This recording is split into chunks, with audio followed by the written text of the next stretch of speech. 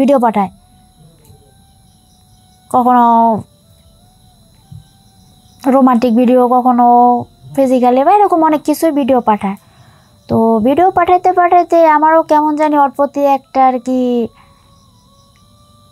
আকর্ষণ হয়ে যায়, যে আমার স্বামী যেহেতু আমার সাথে কোনো কিছু করে না বা আমার সময় দেয় না, আমার মানে আমার চাহিদা সে মিটায় না, তখন আমার একটা ধারণা হলো যে না, ওর সাথে ছেলেটা দেখতেও খারাপ না, ছেলেটা দেখতেও ভালো। তো একবার ওকে ডাকি আর কি, ডাকলে দেখি জিনিসটা আর কি কেমন, মানে ও আসলে কি আমার সুখ দিতে পারবে নাকি পারবে না। তো আমি একটু কথা বলি আর কি। তো অনেক কিছু ভাইবে চিন্তা আমি ওকে ফোন দিছি। তো আমার ফোনটা রিসিভ করছে, রিসিভ করে একটা কথা বলতেছে, হ্যাঁ বলো কি বলবা। তা আমি বলছি আজ তো বাসা খালি, তুমি কি আজকে আসতে পারবা? ও প্রথমে না করছে আর কি, কয় না আজকে তো আসতে পারবো না, কালকে খালি আছে কিনা সেটা বলো। আমি না 2 দিন পরে খালি আছে, তার আগে নাই। পরে ও বলতেছে কি আচ্ছা ঠিক আছে 2 দিন পরে আসবো। তো আমার মনের ভিতরে কেমন জানি একটা ফিলিংস কাজ করলো আর খুব খুশি খুশি লাগতেছিল। তো হাজব্যান্ডের তো ওগুলা কোনো চাহিদা নেই, আমার দিকে ওরকম নজরও দেয় না, কোনো কিছু না। আমি আমার মতো সবসময় হাসি খুশি হঠাৎ করে থাকলাম, কিছু বলেও না। তো 2 দিন পরে আর কি ও আসছে, সারাদিন থাকছে, ভালোই, সমস্যা নাই। ওদিন চলে গেছে।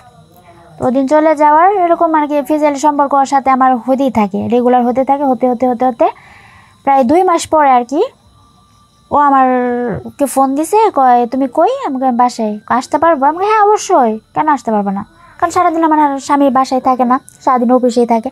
ও আসতে আসতে রাত 12টার, সেটা তো বললামই একটু আগে।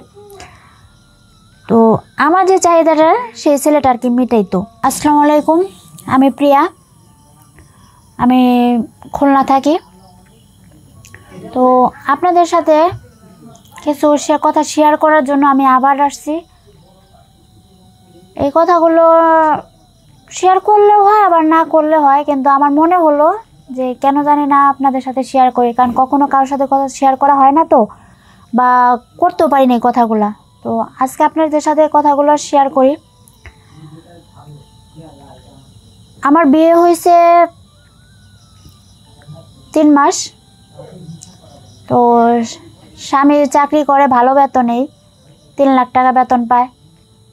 সংসার মোটামুটি ভালোই চলছিল, কিন্তু ওই যে একটা কথায় থাকে না, সুখ, বেশি সুখ কিন্তু কপালে থাকে না।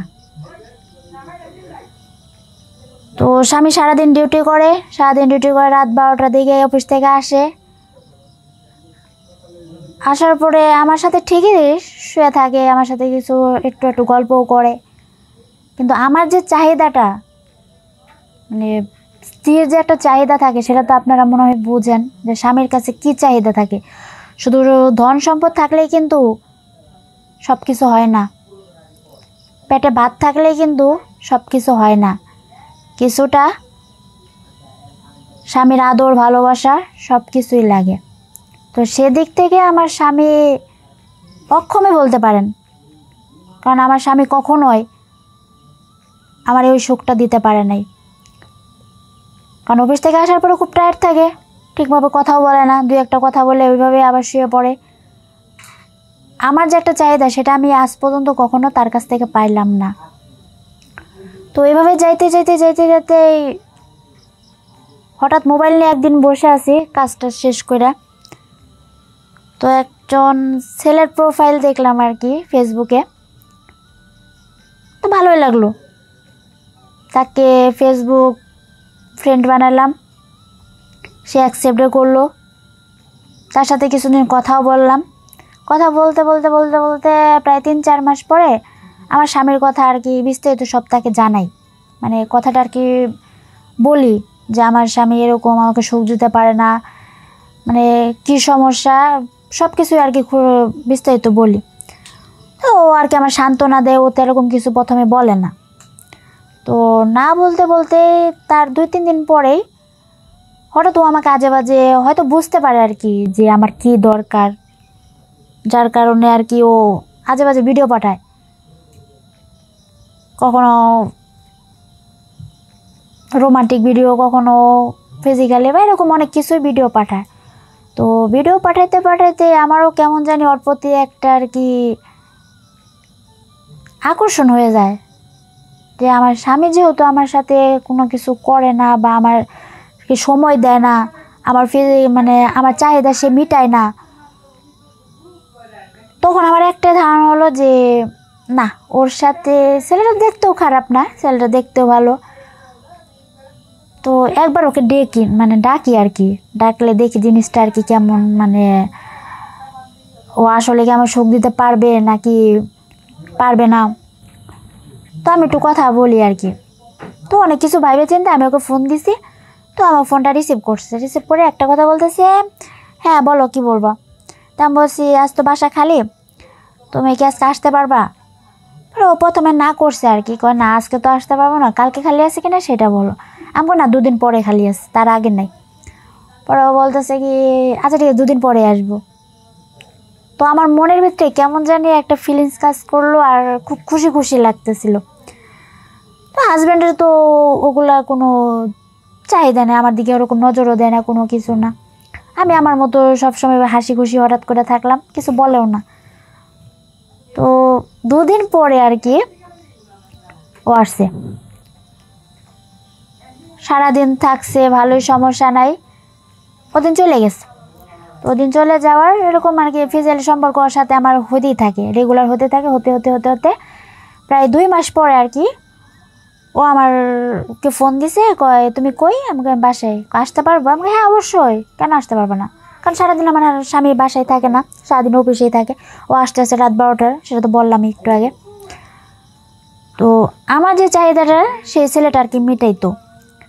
তো হঠাৎ করেই সেদিন এসে মানে আসছে, সারাদিন থাকছে, ভালো কথা। এখন ওই সব সময় সন্ধ্যার পরে চলে যেতে হয়। তো ও হঠাৎ করে কি জানি মনে করে চা বানাই নিয়ে আসছে আমার জন্য। তো আমি চাটা খাইছি, খাওয়ার পরে মানে কি হলো আমি নিজেও বুঝতে পারলাম না। আমি তার 10 মিনিট পরেই অজ্ঞান। তো অজ্ঞান হয়ে গেছি, আমি টেরও পাইতেছি না, কিছু না। তো হঠাৎ করে দরজা আমার লক দিতেছে, বারবার খালি দরজা খালি বাইরে দিতেছে, মানে কিন্তু চাইতে পারতেছি না আসলে কি হইতেছে। হঠাৎ করে আমার স্বামী এসে দেখছে কি যে রুমের ভিতরে কিছু নাই, মানে আমার অলংকার বলেন বা টাকা পয়সা বলেন, আমার ঘরে কিছু নাই আর কি, এগুলো সব আর কি নিয়ে চলে গেছে। মানে যতটুকু আর কি ওই বলছিল আর কি অতটুকুই। আর আমি যখন আর কি জ্ঞান ফিরছে তখন আমি সেটাই আর কি আপনাদের বলতেছি। তো আইসে দেখে আমারও শরীরের কাপড় চোপড় ঠিকঠাক নাই, আমার শরীরের কাপড় চোপড় এলোমেলো, মানে অজ্ঞান অবস্থায় আমি শুয়ে রইছি। হঠাৎ করে ওই আমার বারবার খালি ধাক্কাইতেছে আর মানে পরে লাস্টে পানি ছিটাইছে। পরে আমি উঠছি, ওটা দেখে ওই বলতেছে কী ব্যাপার, ঘরে কিচ্ছু নাই, তোমার এই অবস্থা, মানে না না জানা অনেক কিছু আমাকে বলতেছে আর কি। পরে এখন তো আমি যেটা বললাম আর কি, আমার তো বলা সম্ভব না তাকে যে কে নিয়ে গেছে বা কিভাবে নিয়ে গেছে বা আমার রিলেশন, মানে এসব তো কোনো কিছু বলতে পারবো না, আর কাউকে বলা সম্ভবও না, সেটা আপনারা ভালো করেই জানেন। তো তখন আর কিছু বলতে পারিনি, শুধু একটা কথাই বলছি যে রুমে ওই যে আমার ওয়াশিং মেশিনটা নষ্ট হয়ে গেছিলো, তো একজনের ফোন দিছিলাম, সেই লোকটাই আসছিলো ওয়াশিং মেশিন ঠিক করছে, তাকে শুধু একটু চা খাওয়াইছিলাম আর কি। এখন আমিও খাইছিলাম, কিন্তু তারপরে কি হয়েছে আমি জানি না, বিশ্বাস করে আমি কিছু জানি না। তো আমার স্বামী আমার সেই কথাটাই রাজি হয়েছে, অবিশ্বাস করে নাই। তো এই হলো আমার কাহিনী, যেটা আমি কাউকে বলতে পারিনি। আমি জানি না আমার এই ভিডিওটা বা আমার এই ভয়েসটা আমার হাজব্যান্ড শুনবে কি না, যদি শুনে হয়তো কপালে এবার শনি আছে।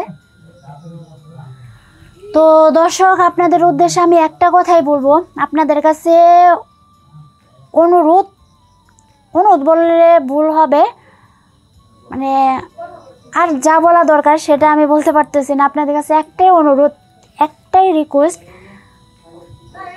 নিজের স্বামী যাই হোক না কেন, সে খারাপ থাকুক ভালো থাকুক যাই থাকুক না কেন, সে আপনার চাহিদা মেটাতে পারলো কি পারলো না সেটা আপনার ব্যক্তিগত ব্যাপার।